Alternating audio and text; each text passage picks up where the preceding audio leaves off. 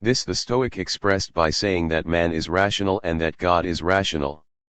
The same divine fire that animates the world has cast a spark into the souls of men. And this gives to humanity a special position among the creations of the world soul. The animals are given instinct and the impulses and powers needed for life according to their several kinds, but men have reason, they have speech and the sense of right and wrong, hence they alone of all beings are fitted for a social life, and for them such a life is necessary. Men are the sons of God and therefore brothers to one another. The belief in providence is, for the Stoics, essentially a belief in the value of social purposes and in the duty of good men to bear a share of them. It was this conviction that made Stoicism a moral and a social force. There was nothing intrinsically utopian about it, though it is true that the earlier Stoics were likely to put their philosophic heroes on a pedestal. Hence there is a world state. Both gods and men are citizens. 149. Of it, and it has a constitution, which is right reason, teaching men what must be done and what avoided. Right reason is the law of nature, the standard everywhere of what is just and right, unchangeable in its principles, binding on all men whether ruler or subjects, the law of God. Chrysippus expressed it as follows in the opening words of his book on law. Law is the ruler over all the acts both of gods and men. It must be the director, the governor, and the guide in respect to what is honorable and base, and hence the standard of what is just and unjust. For all beings that are social by nature, the law directs what must be done and forbids what must not be done. The conventional social distinctions that prevail in particular localities have no meaning for the world state. The earlier Stoics continued to deny, after the fashion of the Cynics, that a city of wise men would need any institutions at all. Greek and barbarian, well-born and common, slave and free, rich and poor are all declared to be equal. The only intrinsic difference between men is that between the wise man and the fool, between the man whom God can lead and the one whom he must drag. There can be no doubt that the Stoics used this theory of equality from the start as a ground for moral improvement, though social reform was always with them a secondary consideration. Chrysippus says that no man is a slave by nature and that a slave should be treated as a laborer hired for life, which has a very different tone from Aristotle's description of him as a living implement. Potentially at least citizenship in the world city was open to all, for it depends on reason, which is a common human trait. In practice the Stoics, like most rigorous moralists, were impressed by the number of fools. Straight is the way and narrow is the gate and few there be that find it, but at all events a man stands here on his merits, externals cannot help him. If Stoicism diminished the importance of social distinctions between individuals, it tended also to promote harmony between states. There are for every man two laws, the law of his city and the law of the world city, the law of custom and the law of reason. Of the two the second must have the greater authority and must provide a norm to which the statutes and customs of cities should conform. Customs are various but reason is one, and behind variety of custom there ought to be some unity of purpose. Sto. 150. Icism tended to conceive of a worldwide system of law having endless local branches. Localities might differ according to circumstances without being unreasonable, while the reasonableness of the whole system tended to keep the variation from becoming opposition. Substantially this is not unlike the harmony or union of hearts for which Alexander prayed.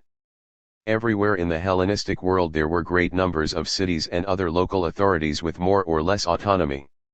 The kingdoms held these together with a common or king's law. Between the cities arbitration became a recognized and widely practiced way of settling disputes.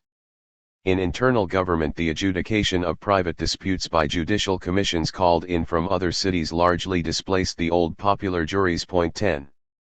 Both procedures implied a comparison of customs, an appeal to equity, and ultimately the growth of a common law, the circumstances in which natural law has always exerted its greatest influence.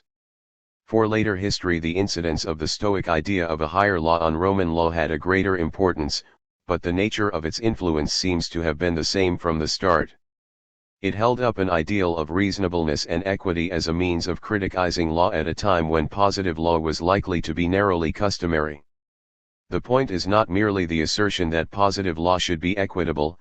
The Greeks had always believed that the law provides a moral code and a general rule of right. What the Stoics added to this was the doctrine of two laws, the customary law of the city and the more perfect law of nature. The use of equity as a principle of criticism requires a clear perception that justice cannot be identified with law as it is. The world city of the Stoics was already on the way to becoming the city of God of later Christian thought. The revision of Stoicism. The general principles of the Stoic philosophy remained always what Chrysippus left them at the close of the 3rd century. But these principles underwent important changes which had the effect of adapting them to popular understanding and acceptance, and especially to acceptance at Rome. The difficulty with earlier Stoicism arose largely from the elements of cynicism that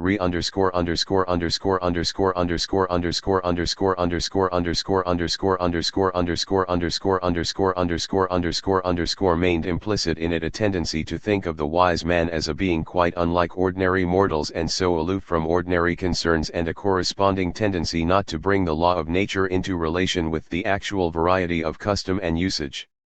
The cause of the readjustment was largely the incisive negative criticism of the skeptic Carneades. By the 2nd century, Stoicism had attained a place among the schools which warranted a lifetime devoted to its criticism. Carneades is said to have inquired jocularly, "If it were not for Chrysippus, where should I be?"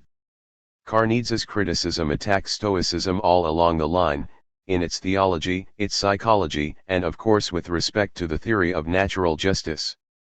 So far as it concerned political theory, the gist of the criticism appears to have been, first, that the Stoic wise man is a monstrosity, like nothing in nature, and utterly inhuman in his effort to extirpate all feeling and emotion.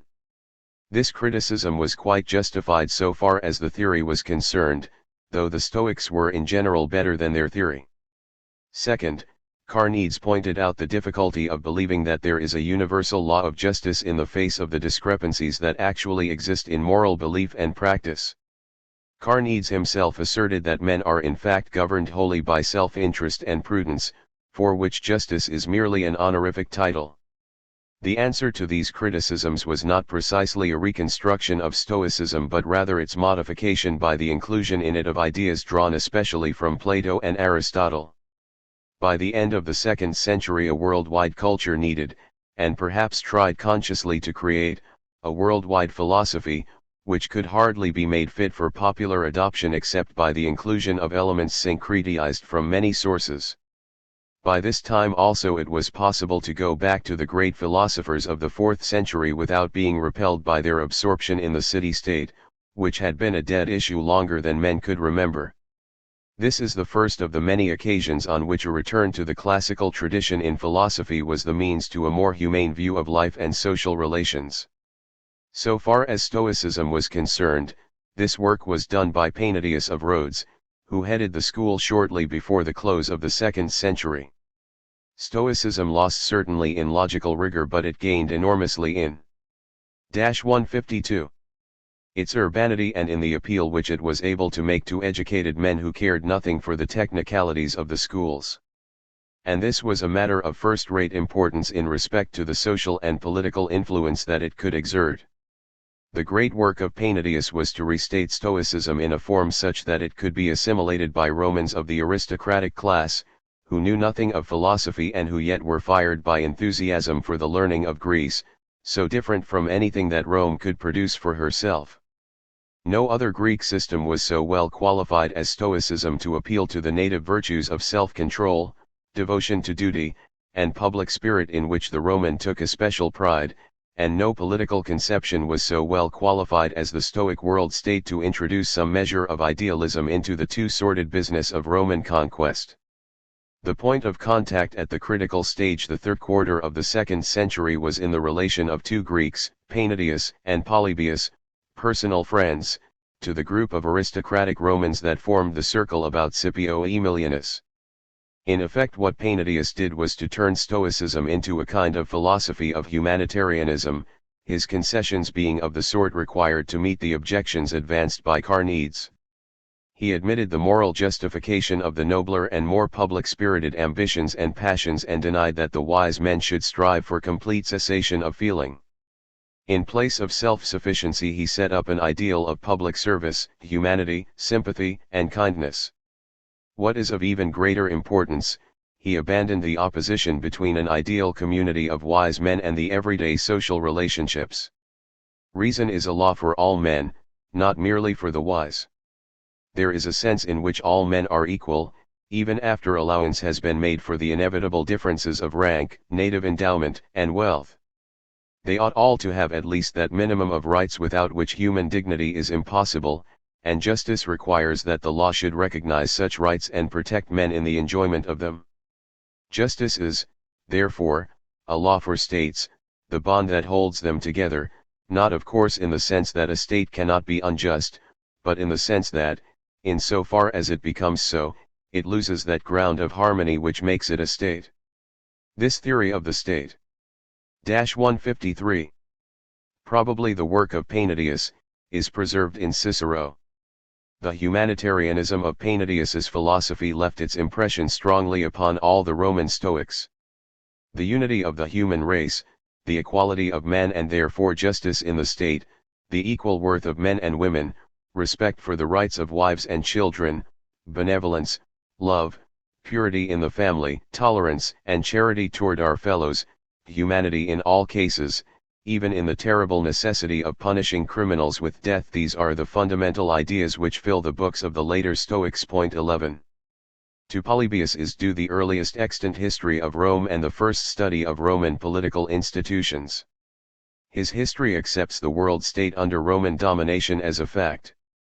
He tries to follow the course of events from Spain to Asia Minor, and to show by what means, and thanks to what sort of constitution, the Romans subdued the world in less than 53 years.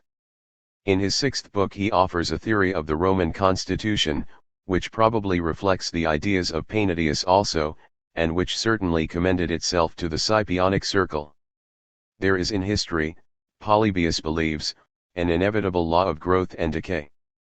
This he explains by the tendency of all the unmixed forms of government to degenerate in characteristic ways, of monarchy to become tyrannous, of aristocracy to become oligarchical, and so on. He uses here the old six-fold classification of constitutions in Plato's Statesman and Aristotle's Politics, merely supplementing it by a more definite theory of the cycle that causes one form to run into another. The reason which he assigns for the strength of Rome is that it has unconsciously adopted a mixed constitution in which the elements are accurately adjusted and in exact equilibrium. The consuls form a monarchical factor, the Senate an aristocratic factor, and the popular assemblies a democratic factor, but the true secret of Roman government lies in the fact that the three powers check each other and thus prevent the natural tendency to decay which would result if any one of them became too powerful. Polybius modified the old theory of mixed government, long a commonplace, in two respects. First, he made the tendency of the unmixed governments to degenerate in his (11)